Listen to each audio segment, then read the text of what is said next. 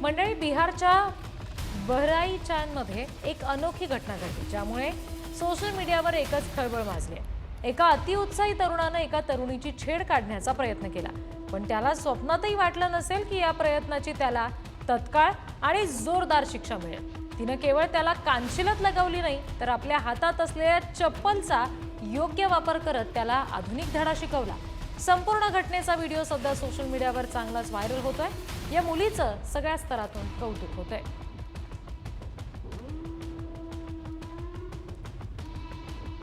मंडळी, ही दृश्य आहेत आग्र्याच्या ताजगंज या भागातली।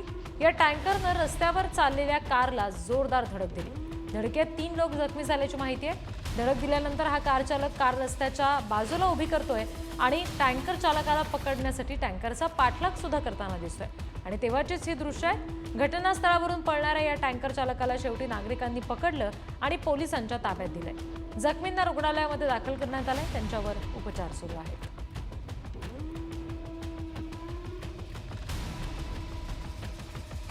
गुन्हेगार इतके निर्ढावलेत की ना त्यांना कायद्याचा धाक असतो, ना कोणाच्या जीवाची पर्वा।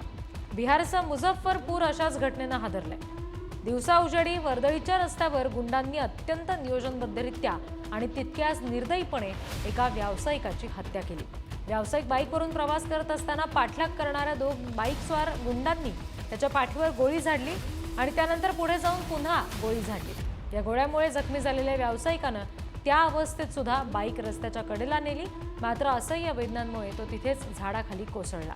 यावेळी अनेकांनी बघ्याचीच भूमिका घेतल्याचं दिसलं। गुन्हेगार मात्र सुसाट बाईकवर पसार झाले।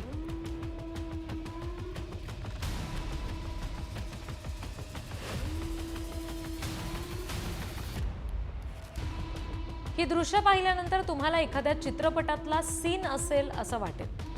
थोडंसं थांबा, ही दृश्य फिलिपाईन्सच्या बटांगास मधली आहेत। ही चकमक इतकी भयानक होती की परिसरातील नागरिकांमध्ये अजूनही भीतीचं वातावरण आहे। फिलिपाईन्सच्या बटांगासमध्ये 3 परदेशी नागरिकांच्या अपहरणा प्रकरणात 2 चीनी नागरिकांना अटक करण्यात आली। 27 आणि 29 वर्षीय 2 पुरुष संशयितांना एका पोलीस तपासणी नाक्यावर पकडण्यात आलं। ही माहिती फिलिपाईन्स राष्ट्रीय पोलिसांच्या प्रवक्त्या ब्रिगेडियर जनरल चिन फाजार्डो यांनी दिली आहे।